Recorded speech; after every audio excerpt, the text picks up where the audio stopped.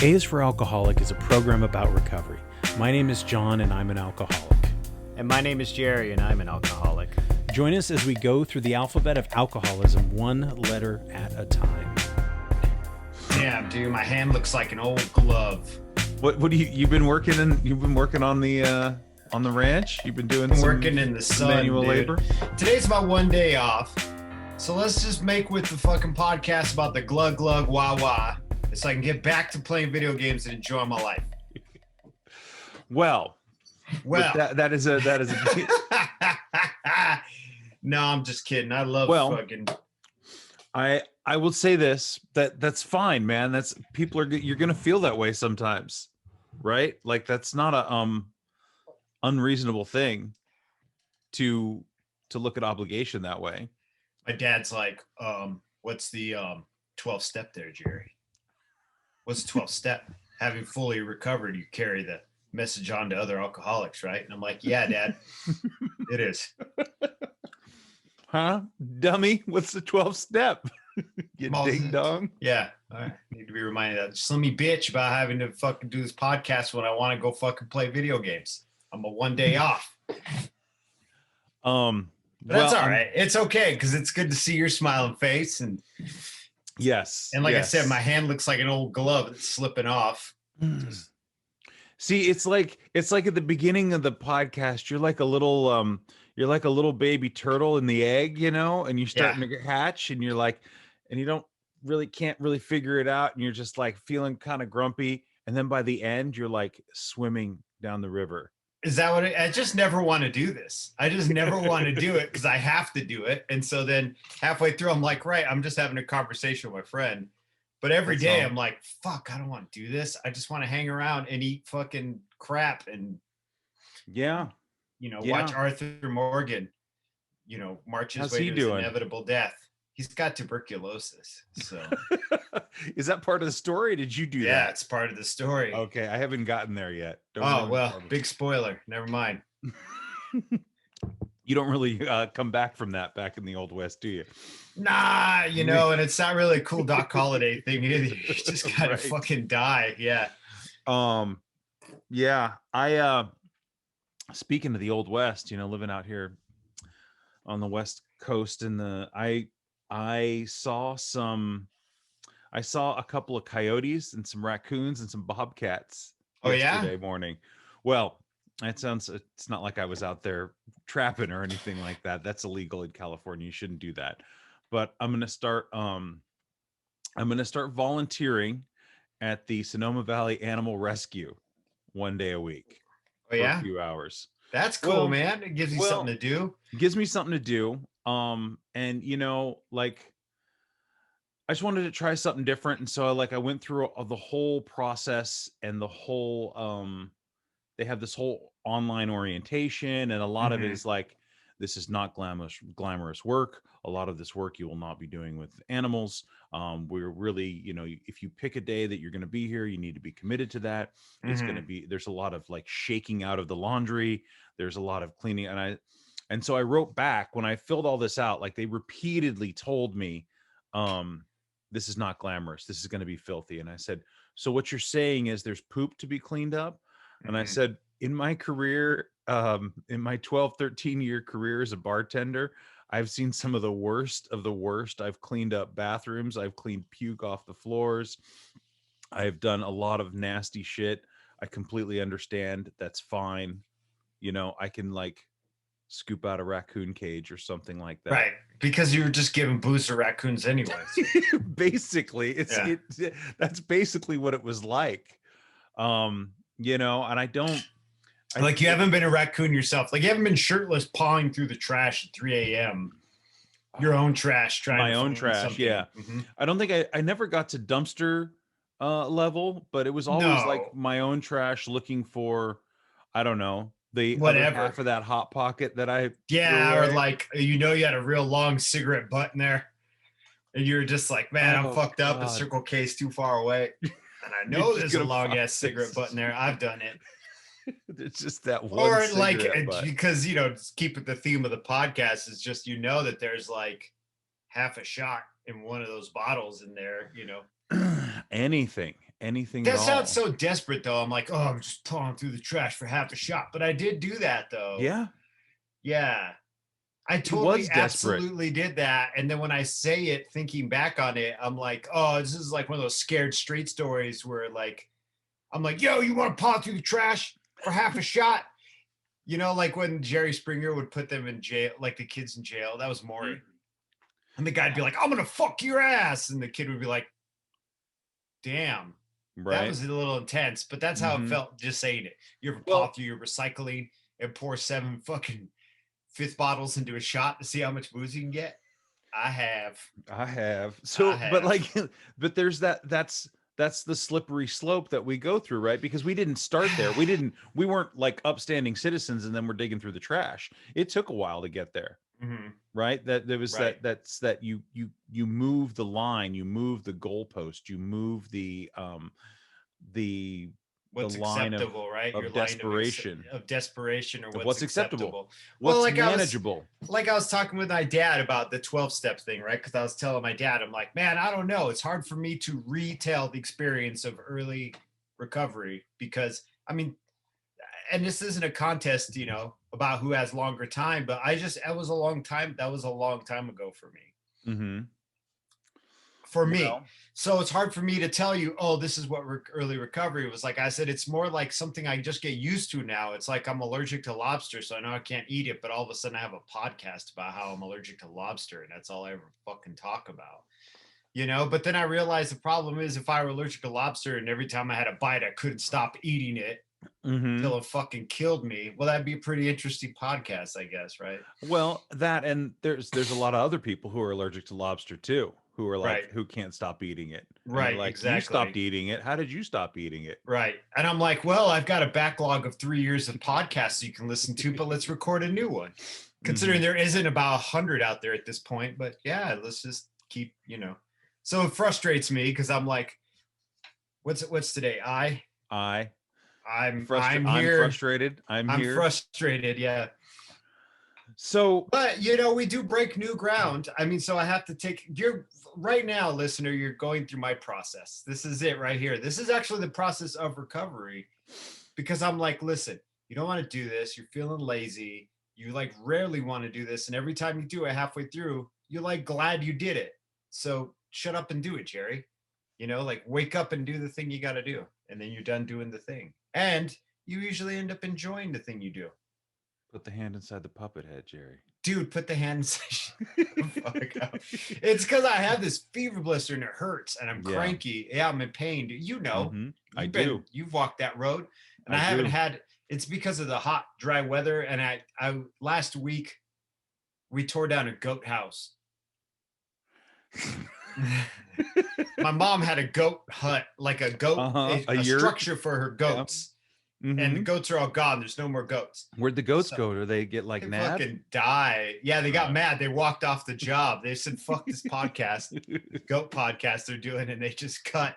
No, they like died and years ago. And so my mom's like, well, I don't want this goat enclosure anymore. Can you knock it down? So we went out there in the heat and demolished this entire goat house like in an afternoon, this whole structure. And so I think it was just being out in the sun with its sledgehammer smashing shit. And, you know, I just think it just exacerbated my lip because I'm doing the whole thing with the headache and like the, you know, the swollen glands under the chin. I don't know if you get that when you have it. Yeah. So, yeah. And so that's why I think I'm grouchy today because I'm like, it hurts. Like, the extra added stress of being sick during the time of a pandemic doesn't, I mean. Well, yeah, because I'm like, yo, is this the precursor to it? Fuck, am I going to end up on a fucking ventilator now? Like, but those are obviously, none of those things are symptoms of the COVID. No, it's a symptom of lowered immune system, which made me so susceptible. My kid goes back to hybrid school on Tuesday. She goes back onto campus again. With 12 other kids. So 2 days a week, because Arizona, well, AMFI, the school district we're in, the rest of Tucson Unified is like, we're not sending the kids back till March, but the school district my daughter's in, they're like, let's do it now. Fuck it. Let's see what happens. So that stresses me out too, because I'm like, great. Now my poor daughter's going to be like susceptible to more susceptible to an outbreak than we were before. So, right. But Man, I can only sit in my house with my fucking mouth herpes video games for so long, you know? Yeah, I mean, even that's gonna get you'll get over it. You I'll always beat do. I'll beat the game and But the herpes will go away. you tore down a goat yeah hut yurt and the goat A goat hut? The a goat goat hut. house? Wasn't that the name of like a fucking frat house like in a stupid movie? Was that PCU where they're like, we live in the goat house? Probably. Yeah.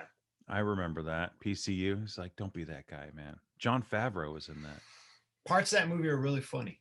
Parts of it, yes. It's Mhm. one of those movies where, on the whole, I wouldn't suggest you watch it, but if you can find some highlights, maybe.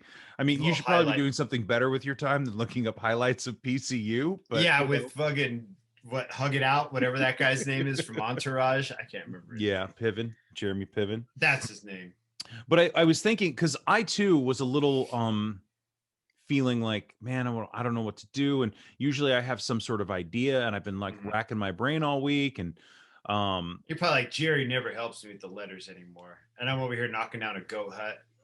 I am Be not, like, it's, I do not require, I mean, you come through when you come through, and you come through swimmingly.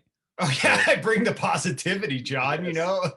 Listen, if you are the negativity that I need to fight through to have a good day, and we both need, if we come together and do whatever we do, Yeah. it's fine. It's fine. But so also we're recording this on Valentine's Day, which, Right. happy Valentine's Day, Jerry. Thanks, man. But I thought, it's me, not you. And I is for it's me, not you. And the idea behind this was that, and I see it a lot in culture, in the news, everyone is aggrieved, everyone is put upon, everyone is you know, it's always somebody else's fault, right? And it's not about like on which side of something you are. I mean, because that's, I feel like that's a bullshit argument, because we're not, things are more complex than just like this side and that side. But Yeah. one of the other things in the program that we belong to, they say, practice these principles in all your affairs. And that's always the challenging thing, when Mhm. we just want to fucking be right or be angry. Or, you said it to me, and I was thinking about this. You said, I just want to be outraged sometimes. And I think that's a pretty normal, common thing. Like, people go on social media to be outraged. Pretty And much. I am. and I posted something. I threw some stuff up on Instagram of me like lifting weights. Like, I try to make it as corny and funny as possible. Like, it's not Mhm. supposed to be some serious, workout routine. But Somebody and then give you guff. somebody made some joke, some dude I didn't know or whatever was like, "Oh, you ain't never gonna get those abs." I blah blah or something like that. And then another friend of mine came in and said, like, "You're just a fucking mocking troll. Like, John, you're awesome." Like, all this stuff. And there was this whole thread of people arguing Uh-huh. over this workout video, and me that I have a shirt on that says, "This guy loves cats." And I'm You just doing like, your core wrong? Or I'm swinging a dumbbell or a kettlebell, Mhm. kettlebell. And it's like, that's what people go there for, to like Right. find little weird micro arguments and to be aggrieved. And it's like, well, Yes. well, I'm glad That's what it's for, that's right? what it's for, right? Yeah. But I was thinking to myself, well, goddamn, because I was kind of taken aback by like, why was this person talking shit? And I was like, I'm Mhm. just gonna leave it alone, man. I'm not gonna They say could have been trying to be funny too, like, yo, I'm gonna make a joke like these guys make and be like, yo, you're never gonna get abs doing kettlebell squats, ha ha ha. And then you read it like, hey, fat ass, you fat fucking fuck, you. So what I said was, Hard to if you're discern tone. thirsty, I'll be posting some shirtless pics later for you, buddy. Uh-huh. And he was like, "Oh no," right? Like, "Oh no," like that was, Uh-huh. that was a step too far for him or Then you something. send him a dick But, pic and then it all ends. He'll never talk to you again. right? Yeah. So I'm finding that not only in sobriety, but in life in general, it's like, what is my part in this? Like, do I want to engage? Do I want to be, because we spend all of our time drinking. It's rarely have I found, and let me ask the question: have you ever found it to be true that someone, yourself, me, in a blackout was an innocent bystander. You know, like No. Yeah. that doesn't exist. No. There's nobody who's like drank a Wait, fucking, me in the state of a blackout, I was an innocent bystander? you're not innocent No. when you're But blackout also, all drunk. my actions weren't malevolent either. I think they were just all based on selfishness, right? So it's like me in a blackout, I wasn't outwardly trying to be aggressive, Mm-hmm. intention. Well, I You was, can't, but I cannot say that every single blackout I was in, I was the aggressor. not every single one. No, Right, there were some because we passive can't paint blackouts. our fucking active alcoholism with this brush that we were fucking Frankenstein's monsters walking No. around shitting on the floor and making everybody's feelings hurt. Sometimes we just go to sleep.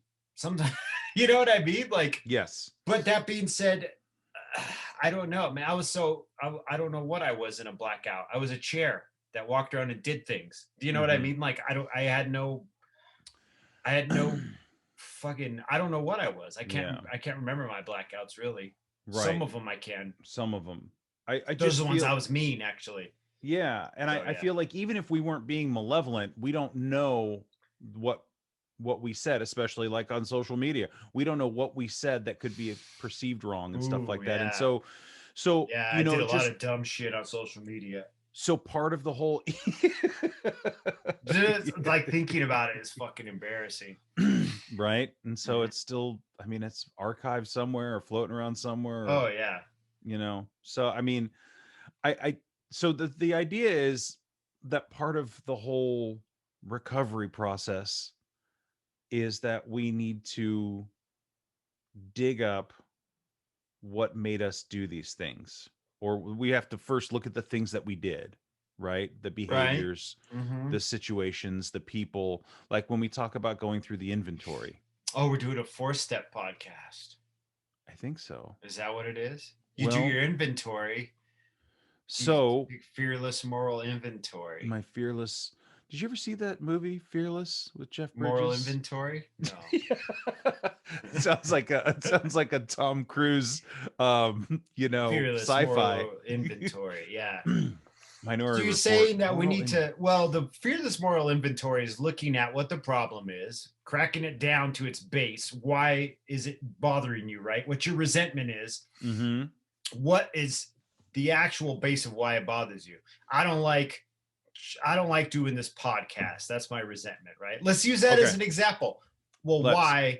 why does it bother me? Why don't I want to do it? Because I'd rather sit around and play games, or I'd rather fucking do other things. Do you know what I'm saying? Like, oh, I feel like it's a waste of my time.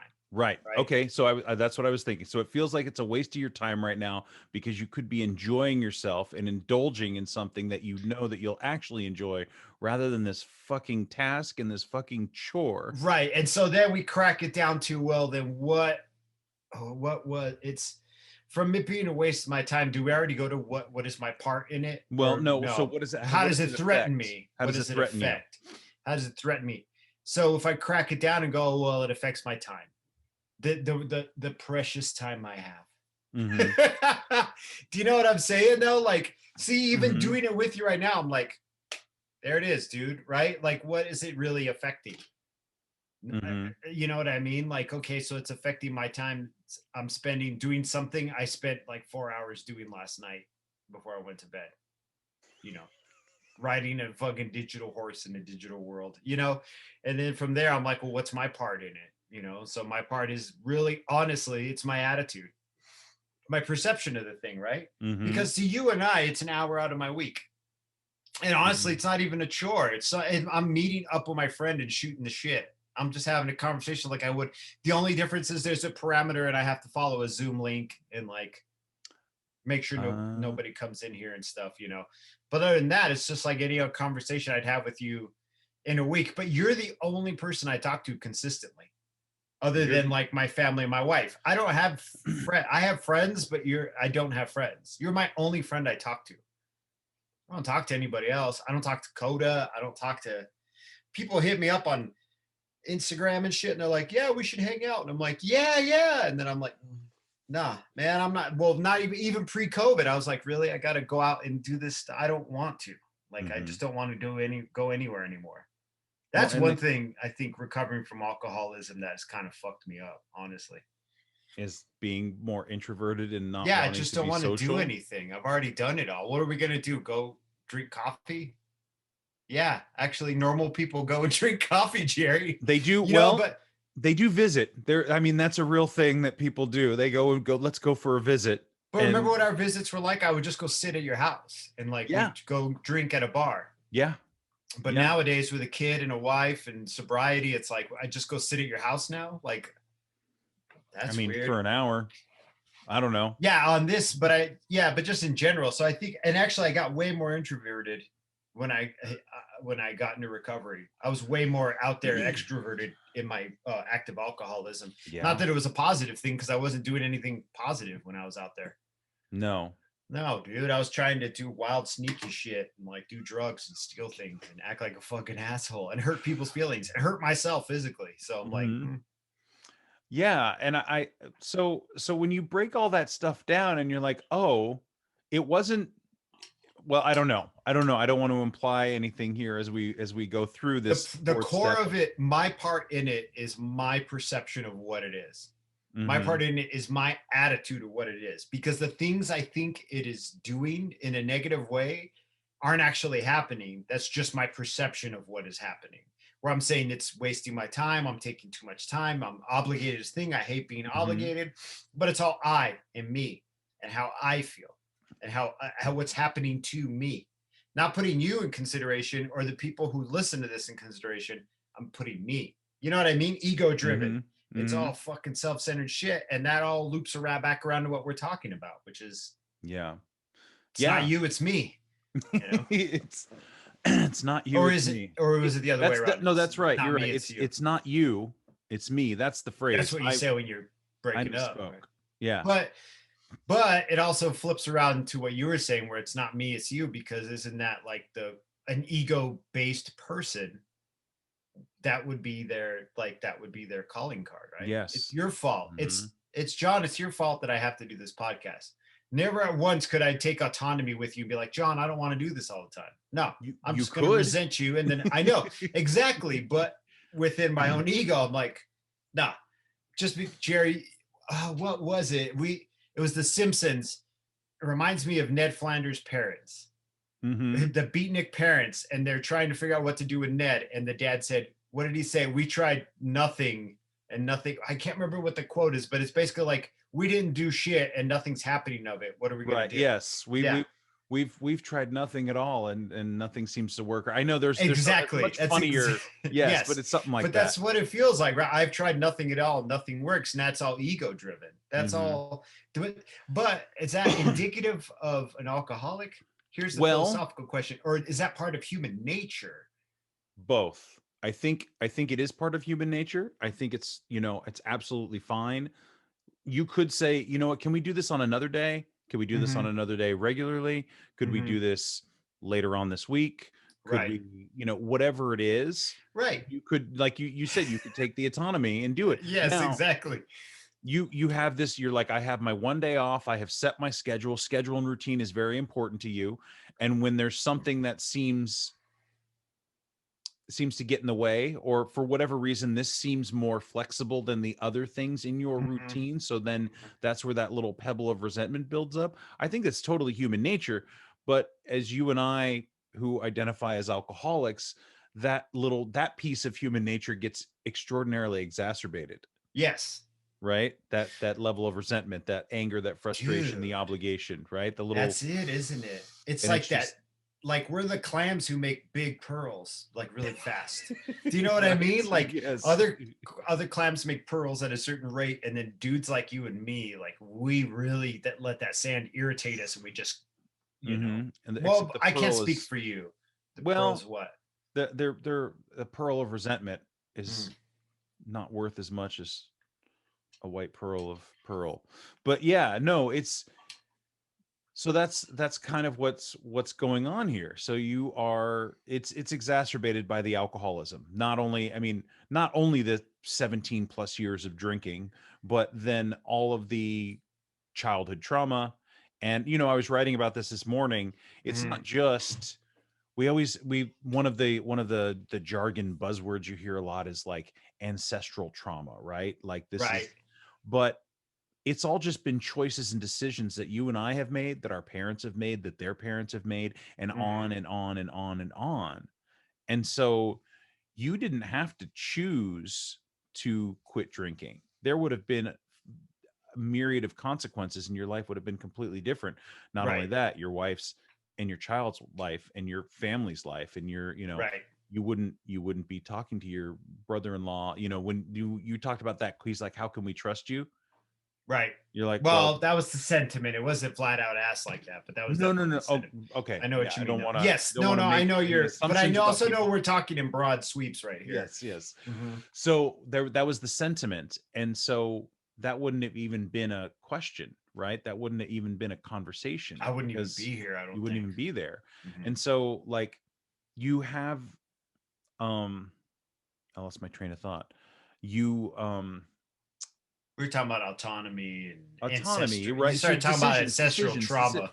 so but my point is that it's all just these decisions that we've made. And Right. so you go, you know what, I'm done with this thing that I've been doing that has been destructive, that I on some level either inherited from my parents or learned from them, right?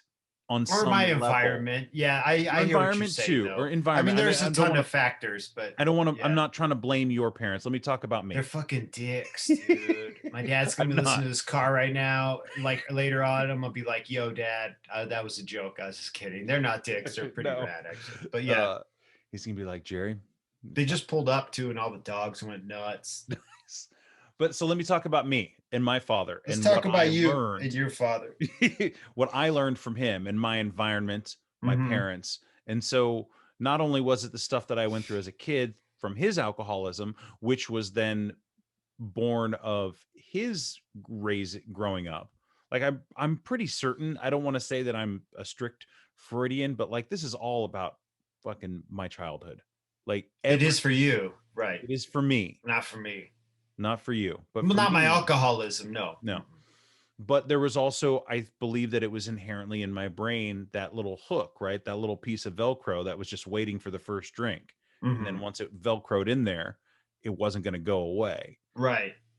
And so to break that, to rip that apart, you made a different choice. I made a different choice finally, Right. after Mm-hmm. fucking, like, when I think about it, 17 years, Jerry, like Right. that was a long ass time. That was a whole nother life. I'm not even that person anymore. No, you're not. But I'm You're not. weird now. You're real weird. I am.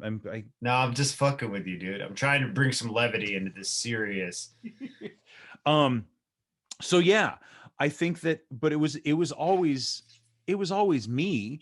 Nobody was attacking me while I was drinking. It wasn't my Right. job, it wasn't Mm-hmm. my landlord, it wasn't my girlfriend, it wasn't my buddies, it wasn't you.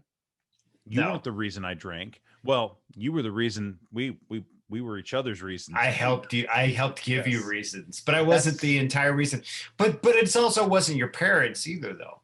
Mm-mm. Do you know what I'm saying? So, or at least the way I So, look yes. at it, it was a set of learned behaviors, but at the same point, I was also in charge of what I was doing. I learned something and tried to use that tool over and over again, and it worked in the beginning, and then it stopped working correctly, and I still kept using it. You know, just like the resentment and the anger. It's a tool that I picked up somewhere, either by my own hand or, like you said, by environmental hand, you know, my environment around me, and then I kept using it and it stopped working. But Yeah. I don't know, man. So, but at some point, we have to reckon with our own responsibility as Absolutely. adults. Yes. So that's where it shifts, because I can't, if I continue to blame my parents, I mean, that's where I imagine my origin story as an alcoholic. If I were an alcoholic X-Men, right? If I were, well, it's your like Bruce Wayne alley with the pearls falling when they kill the Mhm. parents. Oh, that's your Bruce Wayne story right there. So that's my Bruce Wayne story. Mhm. So pearls. Bruce Wayne Alley, that's not the name of it though. No, it's not. It's when the dude robs Bruce Yeah. Wayne's parents. It's always, for some reason, they're super rich people. And they're like, let's walk down an alley. Right. after a doesn't play, make any after our a play. top hat and tails. And then Martha Wayne's pearls fall to the ground. But anyway, I digress with pop culture. So at some point I have to take responsibility or Right. I'm going to die. Well, it's always somebody else's fault, right? It's always somebody else's fault. It's your and fault. then Yeah. It's really hard to realize that it's not.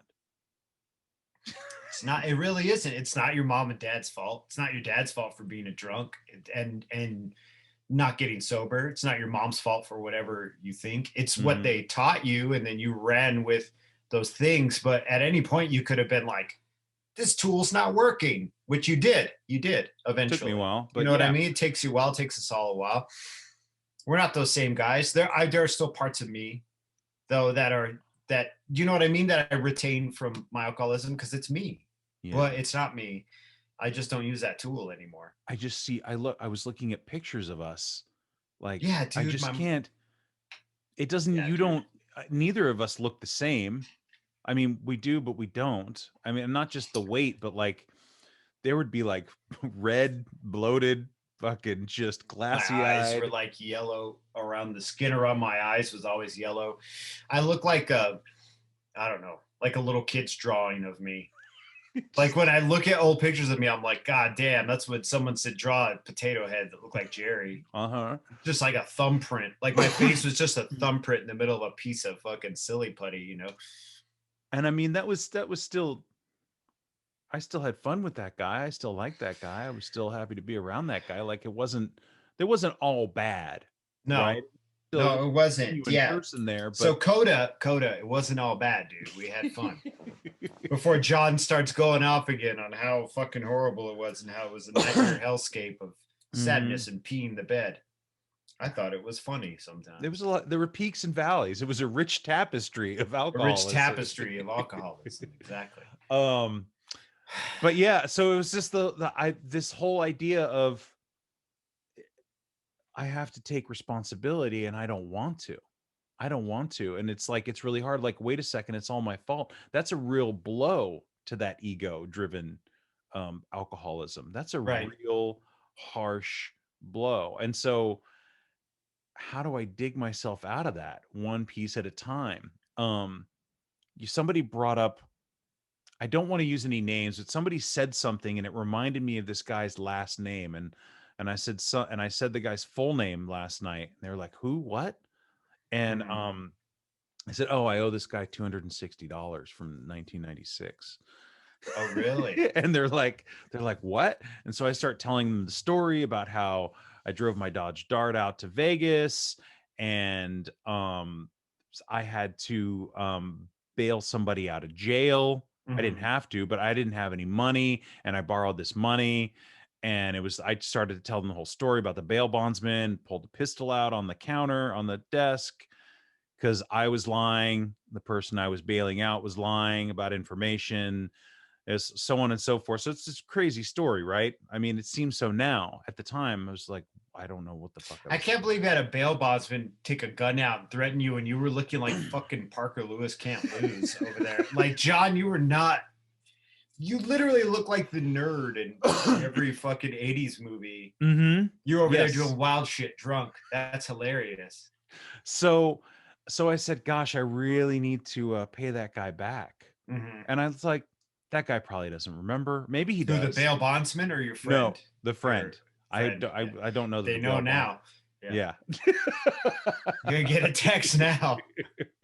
So, but I haven't talked to this person in decades, right? Oh, I mean, I think we might be friends on Facebook or friends of friends or something like that. I could certainly find this person to send them the money, but it just was like, and it doesn't weigh on my heart heavily, but it's like, okay, that's something that does need to be rectified. That's something I need to come up with $260 and just so I can move that out of my head, or else that's not going to go anywhere because it hasn't gone anywhere.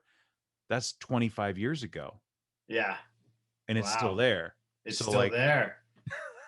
So I need to figure it out so that I can move on. And so I think it's very easy for those things to sit, and they don't necessarily fester, but it doesn't feel good either.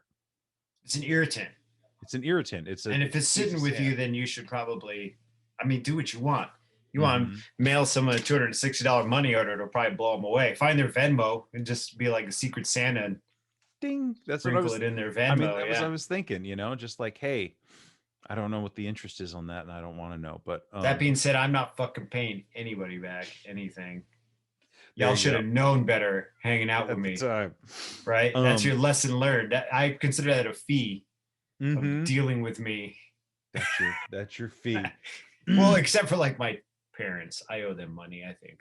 Well, that's different. I gave them a grandchild. That's good enough, right? Is it? Yeah. I Is that what they don't know. wanted? Didn't they already have one? Or two? Or They had a 4? couple already, yeah. So we just threw one more in the pile to see what happens. But yeah. So I'm really, I still struggle with personal responsibility. Yes, so do I. I was listening to some people complain again about this. There were people were complaining about scheduling or something like that. This is like work shit, right? And I'm listening to it and I'm thinking, like, that's just one shift. It's going to come and go, and who cares? And like, when you start to think about how much money or how little money people are arguing about, or how many hours, and I get it, it's important, and people are struggling, and it's really difficult right now, and everybody needs every dollar they can get, and that's fucked up.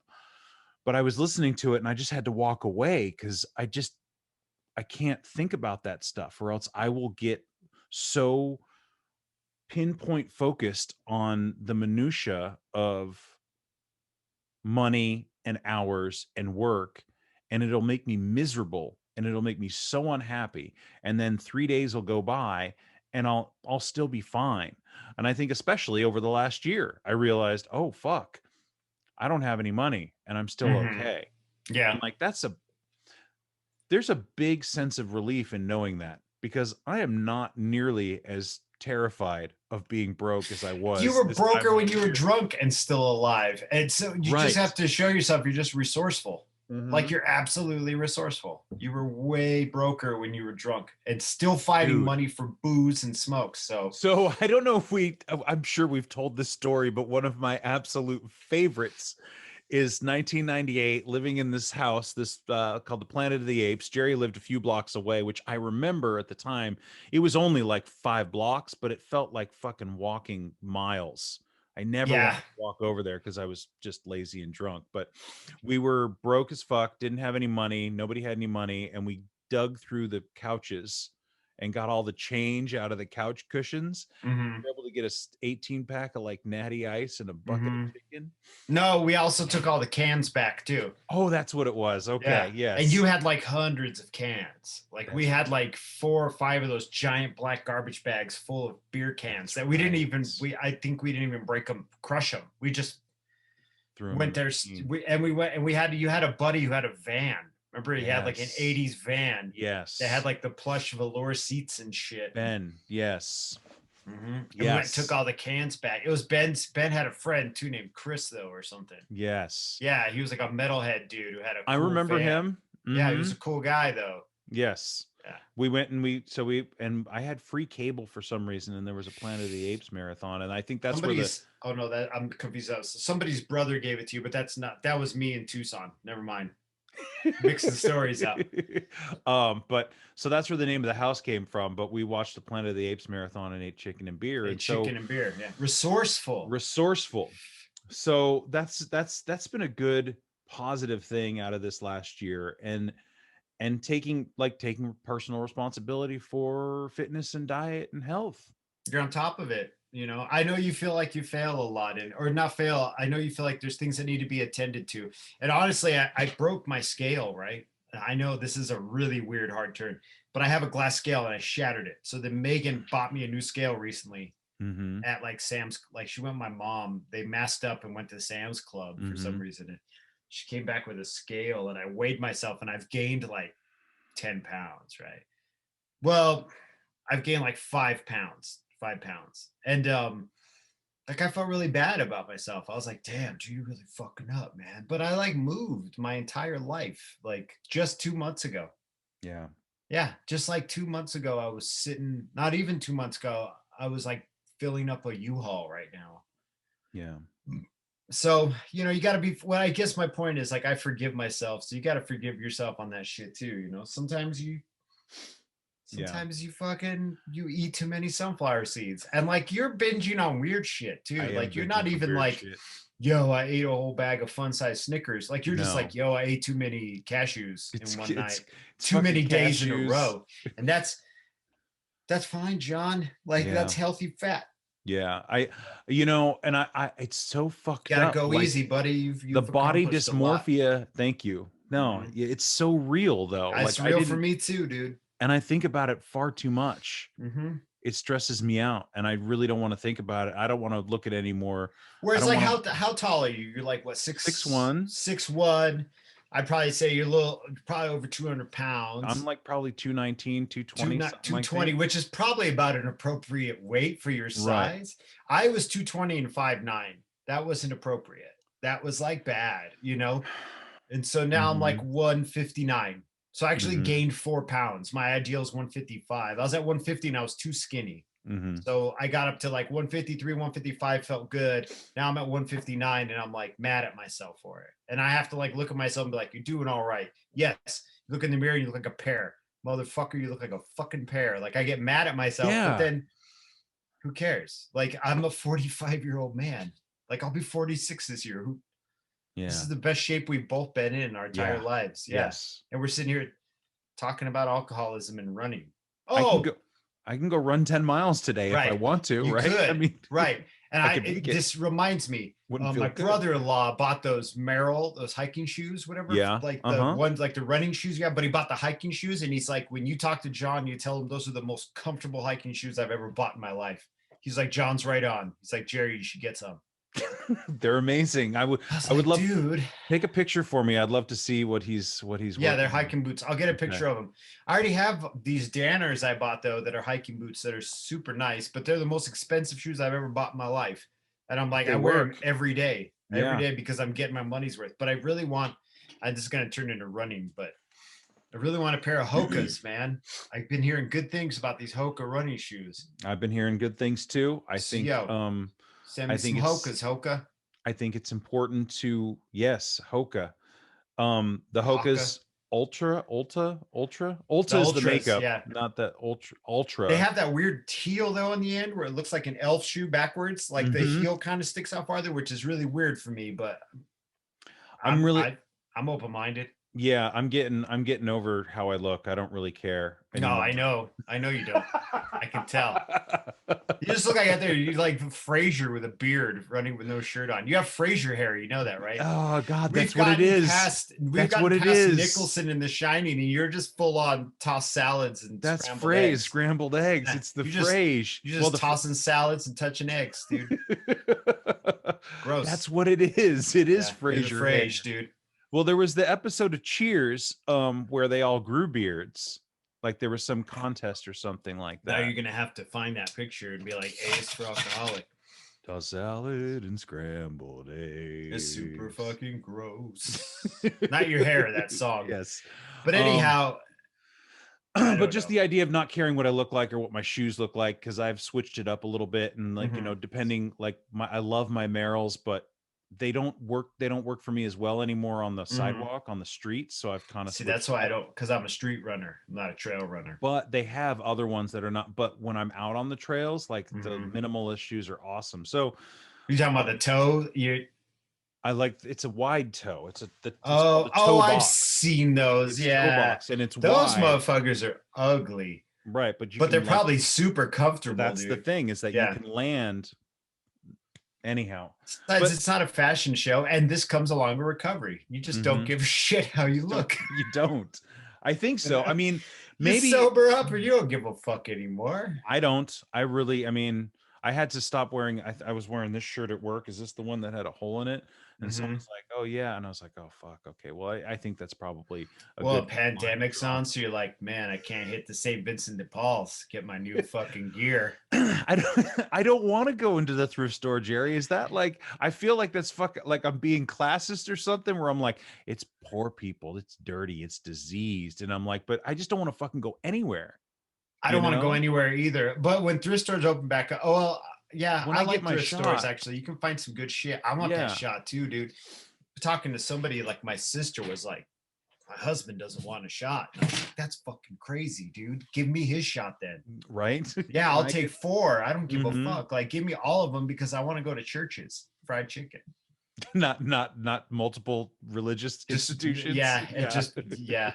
I want to go to St. There's no St. Vinny's in Arizona, I don't think. But yeah, I miss the outside. I honestly miss the outside world. Being such an introvert, I still miss like Hmm. people watching and like going out with my wife dancing and You shit. have, yeah, there's spots that you like to do. It doesn't mean you have to Yeah, be out there all the time. And I mean, no. And I'm I'm not. I don't thrive on other people. Other people could kiss my ass, dude. I'm tired of other people. I have extroverts in my trust me, I family who know. thrive. They need to be around other people, and I have Hmm. no desire to do that. I found that I want to too. go to a meeting though. I miss meetings Yeah. too, man. Yeah. I found that too, that I have become less reliant on other people than I used to be. No, you're I right. mean, when I was Yeah. drinking. You talk, like I said, though, you talk to way more people during the week Yes. than I do. I don't talk to anybody. Well, if I have family, I live in a house with 9 fucking people. So, Right. Um, good but yeah, Lord. I think too, with personal responsibility Hmm. and dealing with other people and how I've hurt them and how I've dealt with them and how I've affected other people's lives, like just slowly repairing those things so that I can move on with my own, so I can feel better, so I can, Hmm. so I can do all these things. Like I want to be able to, it's because it's stuck in my head. So I'll go out for a run and then I'm thinking about the dude I owe $260 to, or some other shit that Mm. I did. And so I need to take the Oh, steps to kind of repair those things. So because yeah. I've got enough of the pandemic burden, and I just want to get the fucking shot. And like I'm out there and I'm running, and every time I come past somebody, I can't just blast past them. I got to like pull up the mask Yeah. thing. And Same that here. that is a minor inconvenience. I understand that, and I'm grateful to be able to go outside, and yet still it has hindered what I gained from the running, Hmm. right? Being able to feel free and just be out there and not worry about things and whatever. But so so dealing with all those things will help me. It helps ease my mind. And so I think it's it's just it's hugely important for me to remember my part in all of this, because I too am quick to judge, I am quick to anger, I am quick to outrage, I'm quick to blame everybody else. Yeah, of course. So am I. I don't want to blame Mhm. anybody else Well, anymore. yeah, because you're without fault, right? I'm perfect, man. I am a Have big you met pile me? of I'm a fault. shining beacon Mhm, of mhm, perfection. mhm. Yeah, But that's that mindset that'll fucking that gets us in the end every time. It really mhm, does. And you know what? I want to make that clear too. Like as far as like alcoholism doesn't get me in the end that I start drinking. That I'm like, oh, mhm, my ego is going to cause me to drink. It may eventually when worse comes to worse, but it can still think like, and we've talked about this before. You can still think like you're drunk even when you're sober. And be ego driven and be just really self-centered and just yeah, like not considerate of what's going on around you really, yeah, and that will fuck you up. yeah. It makes things infinitely harder. And I've been more attuned to it lately for Mm-hmm. whatever reason, but when I hear it, I go, "Ugh, I got to turn the other way. I got to get away from this conversation, with people at work, Yeah, or yeah, I and see that's the best this to do, right? Yeah. I see this thing online, and my immediate instinct is to write something back, and I go, "You know what? Don't write anything. Leave it alone." People Yeah, want to get angry, they want to fight, and it's like this they weird do. blank, like we're blindfolded and we're just like throwing fists and we're not understanding what the other person's saying, and we just Right. and it doesn't help. It doesn't help me. I don't feel any better for No, having engaged no, in I Facebook don't thread, get it, right? If we're going to talk about comment online, thread. right. And this is what I don't mean to talk over you. It occurs to me like nobody feels better about it. Like I don't have to be right and I don't have to argue. I posted some stupid meme because I have to let everybody know that I'm a total leftist, right? On Mhm. Instagram, I'm like, hey, all my followers who are also left leaning, check out my left leaning memes. Just how swarthy and pithy, you know? And so I put some about Mm-hmm. the art and sports and being resentful at sports because art has to make these sacrifices. And a guy I used to work with who's a real big sports fan wrote me back and he's like, this is the third time I've seen this. And why can't this meme just be about just art making sacrifices? What it's not sports fault that art has to make sacrifices, right? And then he was like, and hey, I'm glad you got out of Oregon. I'm really happy for you. I love you. And I like sat there and I like thought about this comment. And I was like, huh, he wants me to argue with him over some Mm-hmm. stupid meme I posted. Mm-hmm. And typically I'd fucking argue with him. I'd be like, well, here's the reason. But he doesn't give a fuck. I'm not going to change his mind. And he's not going to change my mind. I fucking hate sports. Sports can eat a billion fucking dicks. I could care less about competition of sports. I could care It's a lot of less. dicks. It's a billion, right? So I could care less, right? So he's not going to change my mind. I'm not going to change his mind. So I basically just was like, thanks, man. It's good to be home. And that's all I wrote back because I'm like, we're not going to change each other's minds. And it's kind of stupid for me to put this here anyway, because I'm just complaining about shit that other people don't fucking care about. You know what I mean? Like people who love sports are going to be like, yeah, art sacrifice. Wow, can't see a Broadway play. Big whoop.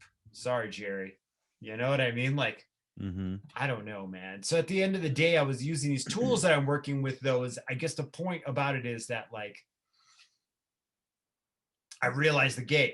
I'm like, I'm not going to argue here. Nobody gains anything. Just like in your thing, and you're being a goofball with a shirt that says I love cats, and some guy's trying to be funny, and like Joe Valentino gets mad or whoever it is. I just throw Joe under the bus. It's not even Joe. Not even. But it has nothing to do with it. But yes. yeah.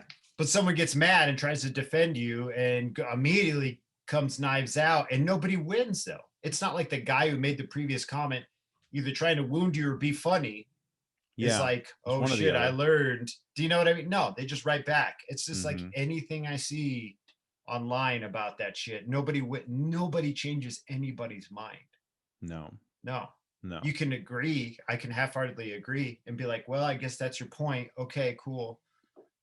Don't engage. That would be my advice to anybody. Exactly. That's what it is now, right? Don't so engage. This is the lesson that I've learned in recovery at this point is I just don't engage. I just take the positive part of it, be grateful for the positive part, and then that's all I can do. Everything else is like, I'm not going to argue with you. No. Neither of us are going to win here. I'm just going to resent you from afar. Duh. I don't want to do that. That's lame. It's not even resent you from afar. It's like, it's an imaginary. Yeah, exactly. It's like this weird imaginary space. This person right now is living a whole nother life, not even thinking about you. And you're stuck going like,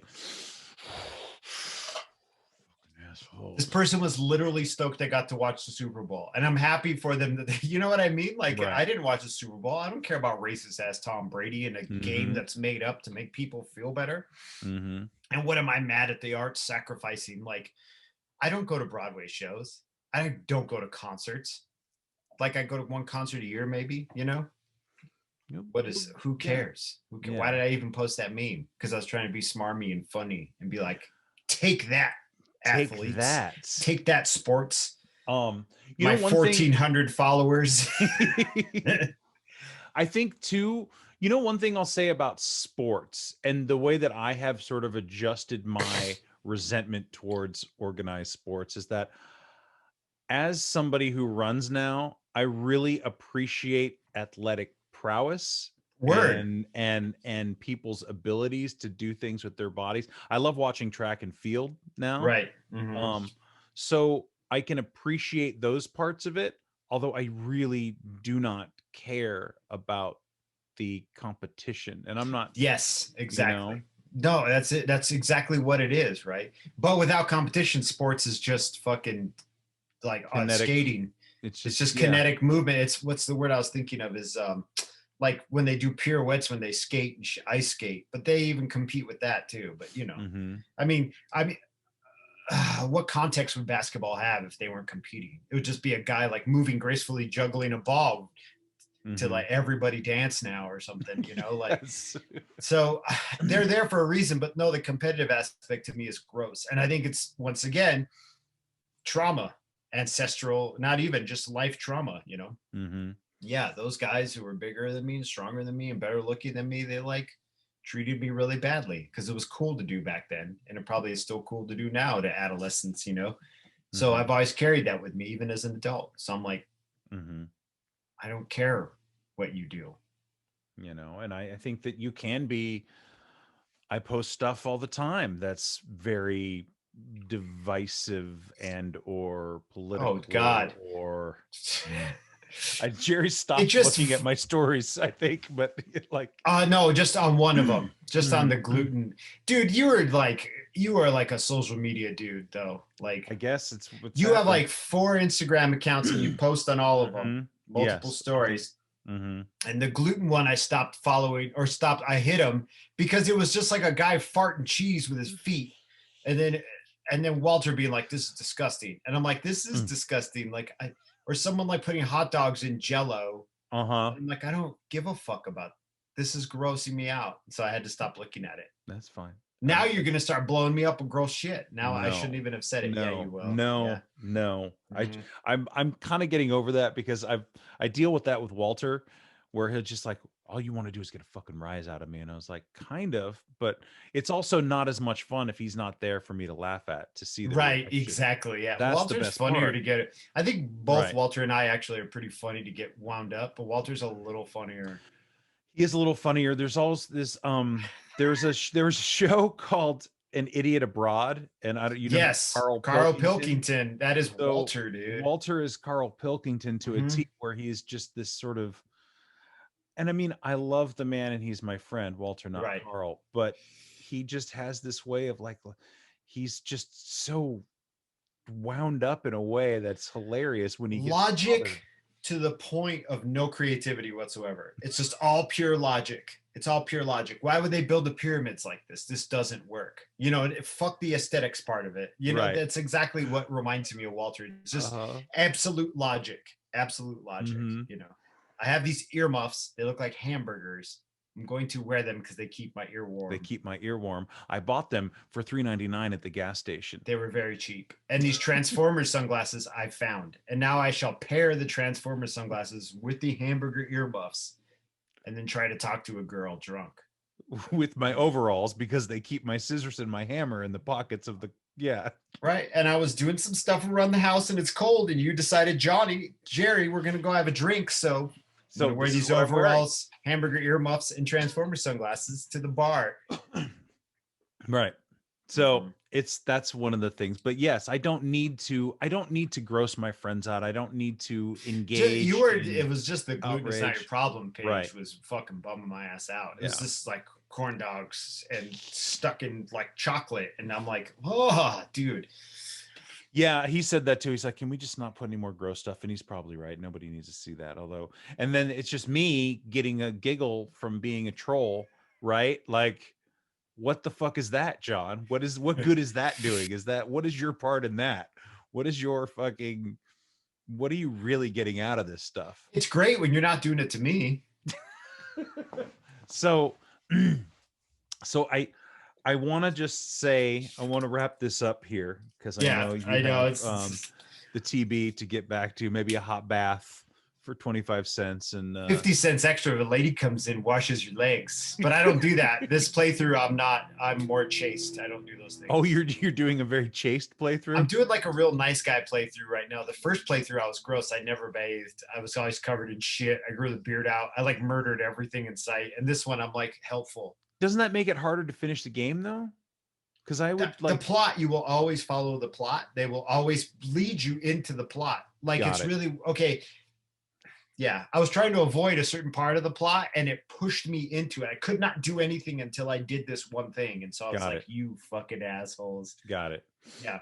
Yeah. So you'll always follow the plot. So I want to wrap this up and I just want to say that it's personal responsibility has always ultimately afforded me the freedom that I was looking for by blaming somebody else. In a way, in taking, removing it, thinking I was going to be free of this responsibility because it was somebody else's fault. Somebody else had to do something. If only the world would bend to my will, everything would be fine. And it wasn't until I said, oh, well, Right. Maybe if I just change my attitude and my behavior, then I will enjoy, I don't know, the next hour of this podcast a lot better than I thought I would. I gotta be more fluid, right? I just gotta be like fluid. You can be fluid. I can't be a brick. I need to be Mercury, because Mercury you can moves around everything. Hey, John, let's do it on Monday at 2:00. You got that free? And I'd be like, oh yeah, let's do it then. Let's just not do it anymore. You want to just not do it? No, I'm enjoying it. I am. Well, yeah. Things will change though once this house starts being built, but we don't have to. We'll deal with that later. Yeah. Schedules change, but that's outside business. We don't need to talk about that. Right. Yeah. Right. That's fine. Yeah. Call BetterHelp if you need help, and also the Blue Box. Get the box. Mm-hmm. We have no sponsors. I do want to say I don't we have no listen. How many listeners? We're not very. We're popular. There's a small contingent of people. I got a lot of new followers on Instagram, and you did, yeah, because you've been interviewing a lot of cool people though. You've got some great interviews out there. Thank you. I don't interview anyone. Well, no, I don't watch them. I just see the thumbnails and go, John talked to some people, and I know he did a good job because you're good at it. I don't even listen to these very rarely. No, well, we were already here. Yeah, I already did it. Yeah. Yeah. I mean, I kind of skim through them look for any glitches and things like that. Even now on my TV, though, the YouTube ones, like my voice is way deeper. It's so funny. Like your voice is fine, but for some reason on my YouTube, I'm like, so anyway, John. Yeah, man. Either that or my voice has gotten deeper in Arizona, which I doubt. I think I've always had this high, weird voice. Maybe it is the altitude. Who knows? But I have, so for anybody who's interested in other stuff, I do want to say I started working with Noelle up in Portland. Right. Doing it's called Original City Apothecary. And so she does a lot of teas and tinctures and stuff. Some of the tinctures do have alcohol in them, so please be careful. They, but these are all healing herbs and stuff like that. So what are you doing for them? Just writing poems? I'm doing, so I do, if you sign up for the newsletter, I'm putting together a weekly running playlist on Spotify. It's like 35 minutes or something, nothing long. And so there's also, maybe Raven. I know Raven really well. Raven. So she's doing she does art. We sell stuff on there as well. There's some art for sale, and she does a Q&A, and there's podcast suggestions, and there's poetry, and there's all kinds of stuff in the weekly newsletter. It comes out on Friday. So cool. If you're That's interested, rad. Noelle's cool, Raven's cool, you're cool. And then Kay is the other one. She's a baker, so she's putting together recipes. All bakers are cool, so most bakers are cool.